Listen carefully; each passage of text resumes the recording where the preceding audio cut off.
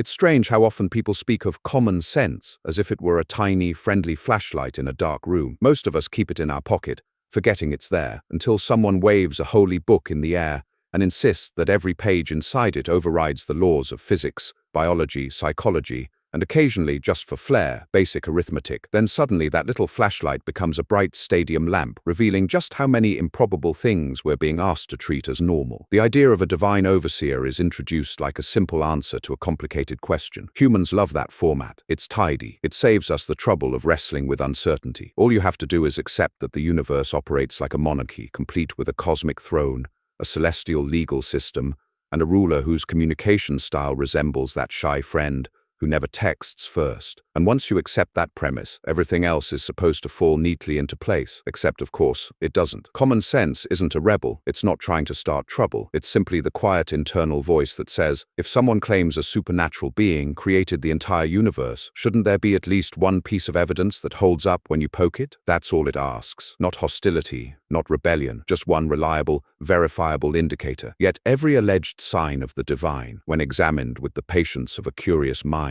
dissolves into coincidence, folklore, wishful thinking, or stories polished through centuries of retelling. Take miracles. If a miracle is anything beyond natural explanation, then not a single miracle has ever been confirmed. What we have are anecdotes, the spiritual equivalent of "my cousin knows a guy who once saw Bigfoot buying groceries at midnight."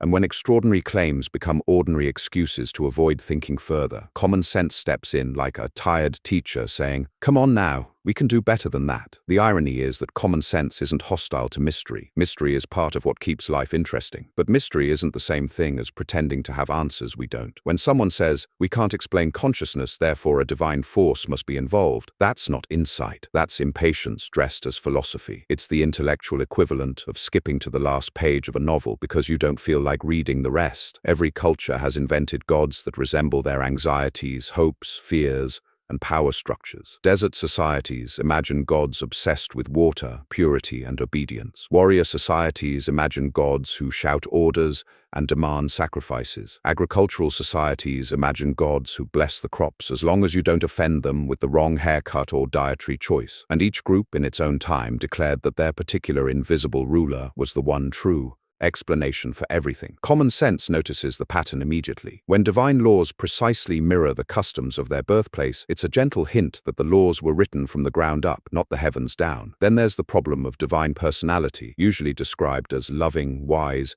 and eternally patient, except when the story needs drama, in which case the same being becomes vengeful, jealous, and oddly sensitive to minor infractions. A perfect being with the emotional volatility of a moody teenager doesn't quite align with the basic rules of coherent character design. If this were a novel, readers would call it inconsistent. If it were a movie, critics would call it poor writing. But when it's framed as a cosmic truth, we're expected to nod respectfully and admire the mystery. Imagine telling a child that an all-knowing creator built the entire universe but still gets upset when humans use the wrong hand gesture or forget to recite certain phrases. The child would look at you the way children do when adults say something that doesn't pass even basic logical screening. Children are surprisingly good at spotting nonsense before adults teach them to ignore their instincts. There's also a curious reliance on emotional blackmail. You're told you must believe this story about an unseen being because not believing might make that being angry. It's a bit like being threatened by an imaginary landlord who demands rent for a house he never built. When a belief requires fear to sustain itself, it reveals more about the insecurity of the belief than the majesty of the being it claims to represent. But perhaps the most revealing moment is when someone says, "You just have to have faith." That phrase gets used like a magic key that unlocks every contradiction,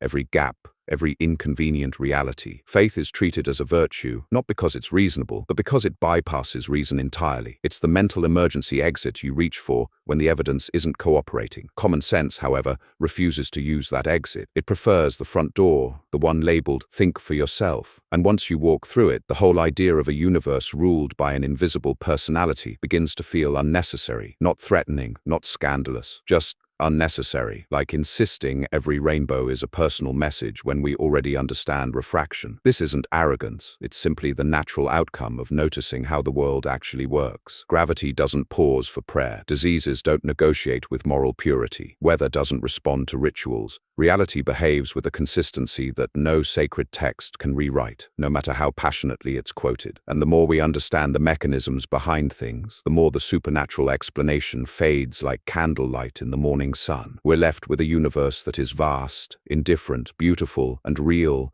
and none of it requires a cosmic narrator supervising from the sky. If the universe truly had an author, you would expect at least a trace of editorial intention, some margin notes, a stylistic signature, anything that reveals personality. But what we see instead is a cosmos that behaves like a machine running without oversight. Stars form, collapse, and explode with the emotional investment of a light bulb. Entire galaxies drift, collide, and reshape themselves without consulting a divine architect. The universe moves with the calm indifference of something that does not care whether anyone is watching, which is fascinating, really, because humans care obsessively. We crave meaning the way lungs crave oxygen. Silence from the cosmos feels unbearable, so we fill it with the sound of our own anxieties and call that sound revelation. It's a brilliant psychological invention. If the universe refuses to speak, someone will happily speak for it. And the spokespeople are rarely modest. They claim to know what the creator wants you to eat, who you should sleep with, which day of the week shouldn't involve work, which people deserve punishment, and which hairstyle is unacceptable. They don't just speak on behalf of the creator, they speak with more confidence than the laws of thermodynamics. And the strange part is how often people listen. This is where common sense becomes inconvenient. It whispers a simple question. How does anyone know these things? It's not hostile. It's not rebellious. It's simply curious. Because if a being created galaxies, black holes,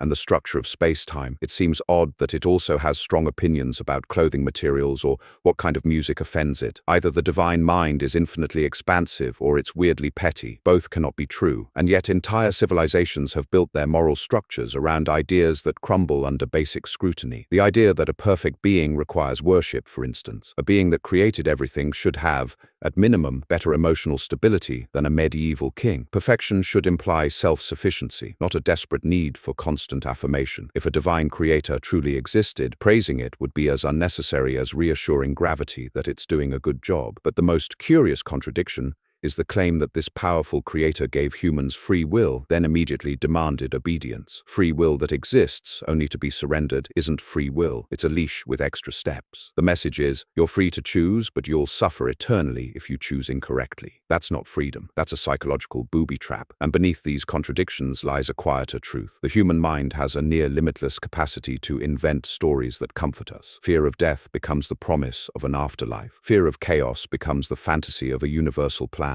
Fear of loneliness becomes the idea of a personal protector who watches every moment of your life, including the ones you'd prefer even your closest friends never find out about. But here's the twist. When we attribute these comforts to a divine being, we stop noticing the human fingerprints all over them. Every comforting doctrine aligns neatly with human desires. Eternal life, naturally appealing. Cosmic justice, very convenient. A grand purpose, emotionally satisfying. A universe built just for us, flattering in a way no human ego could resist. Common sense notices the pattern. It doesn't criticize the emotional need. It simply recognizes the source. Humans invented gods that reflect what humans hope is true. If a species of house cats developed religion, their god would almost certainly resemble a large, affectionate cat who naps for metaphysical reasons. Once you see this, you also see how the idea of a cosmic plan creates psychological dependency. People cling to the notion that everything happens for a reason, because the alternative, that the world is messy, unpredictable, and indifferent, is terrifying. But here's the irony. Accepting the indifference of the universe often brings more peace than believing it's micromanaged by a personality prone to anger and disappointment. When you stop imagining that every hardship is a trial, every illness is a lesson, and every tragedy is a mysterious test of character, you're left with something surprisingly liberating: responsibility. The world isn't being run by an invisible authority figure. It's just us, improvising as we go. And that realization transforms fear into agency. If a creator shaped the world,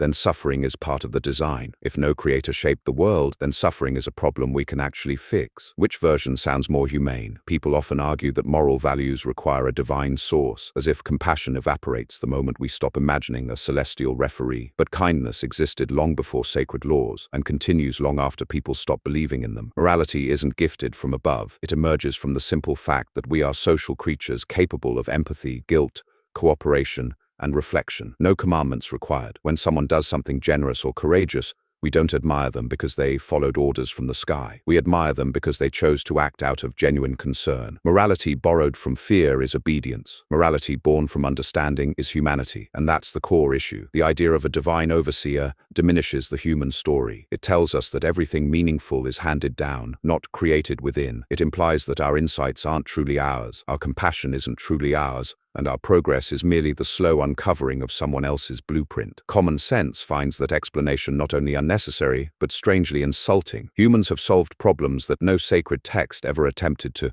address. We cured diseases that ancient prophets didn't have names for. We unraveled atomic structures. We wrote symphonies. We built machines that leave the planet entirely. We've done all this with brains evolved from frightened mammals, hoping not to be eaten before breakfast. That's far more impressive than attributing our achievements to invisible supervision. If anything deserves reverence, it's the astonishing capacity of human minds to learn, question, adapt, and imagine. Not because they're flawless, but because they're endlessly curious. Curiosity is the quiet hero of our species, and religious dogma often treats it like a threat. The moment you're told certain questions are forbidden, you're no longer exploring the world. You're defending someone else's map of it. But the universe doesn't care about forbidden questions. It's not waiting for permission to reveal itself. And every new discovery, every insight into physics, biology, meaning, consciousness, nudges the old stories further into metaphor. The sky was never a ceiling. It was a misunderstanding. One of the most compelling pieces of evidence against the divine is something people rarely consider: the sheer amount of wasted space. Not metaphorical space, actual, physical space. If a creator designed the universe with humans in mind, then this creator has a fondness for extremes, like building a mansion with 10 trillion empty rooms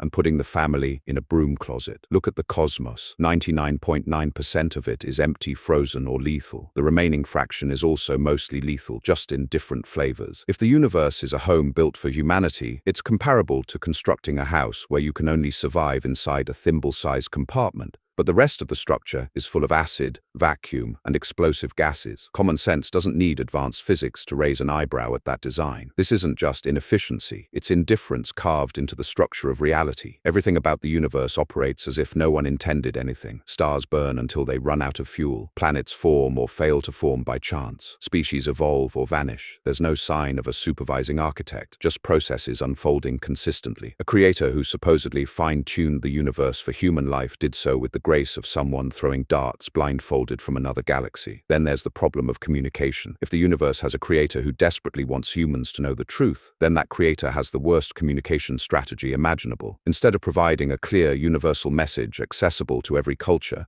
the truth apparently arrived in scattered formats. Clay tablets here, scrolls there, visions to desert tribes, private revelations whispered to individuals with limited literacy, and instructions transmitted in riddles, metaphors, and dream sequences. This cosmic silence isn't mysterious. It's consistent with non-existence. If you want billions of people to know something, you don't deliver it using methods indistinguishable from imagination. You certainly don't rely on fragile manuscripts that contradict each other, change over time, and require constant reinterpretation to remain socially acceptable. But the silence becomes even more striking when you think about timing. Humans spent hundreds of thousands of years fumbling through existence, terrified of lightning and disease, dying in childbirth, and assuming that solar eclipses were omens. During all that time, the supposed creator didn't provide basic instructions about hygiene, medicine, or farming techniques. The divine moral guidance, we're told, is eternal, somehow never mentioned germs, anesthesia, or the importance of washing hands before surgery. Yet these same revelations manage to include detailed guidelines about dietary restrictions, ritual purity,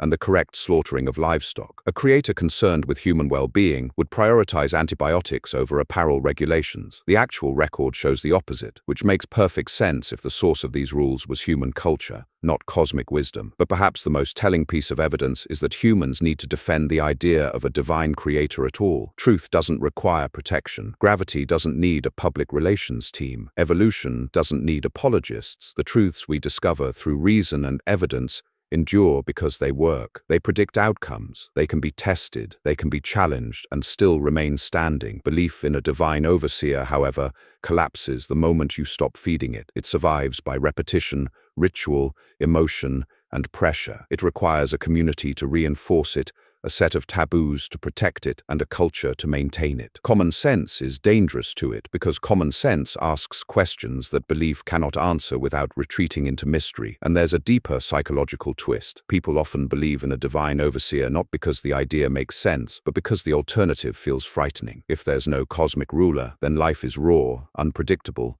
and entirely our responsibility. There's no celestial safety net, no guaranteed justice, no guaranteed meaning, no guaranteed continuation of consciousness after death. But the irony is that accepting this reality doesn't lead to despair, it leads to maturity. Everything meaningful becomes more impressive when it isn't part of a divine plan. Love becomes more precious, kindness becomes more heroic, beauty becomes more poignant, achievement becomes more admirable. The urgency to make life count becomes real, not because an overseer demands it, but because life is brief and irreplaceable. People sometimes say that without a creator, life has no purpose. But purpose is not handed down, it is created. A purpose imposed from above isn't purpose, it's assignment. Real meaning emerges from choice, effort, curiosity, imagination, connection, and the ability to reflect on our existence. A scripted life is not a meaningful life, it's a performance. Common sense knows this. It treats human beings not as characters in a divine drama, but as active participants in a universe that doesn't care what we do, so we must care ourselves. That's a far more empowering worldview than the idea that we're being examined, judged, and sorted by an invisible authority. And then there's suffering. If a creator exists and is good, then the scale of suffering in the world becomes incomprehensible. Children dying of diseases they couldn't have avoided, natural disasters wiping out entire towns,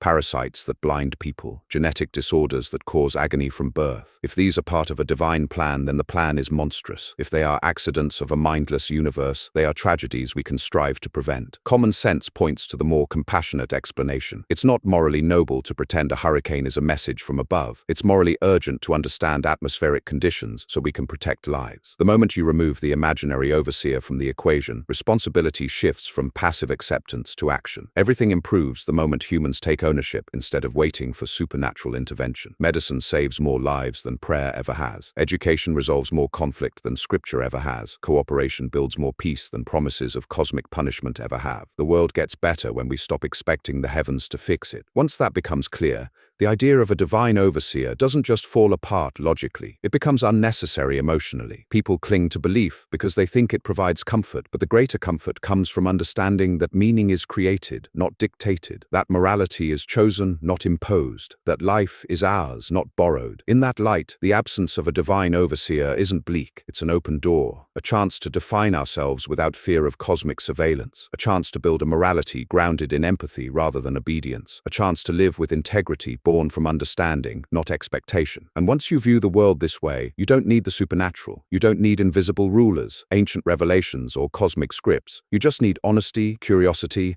and the courage to accept what the universe actually shows us.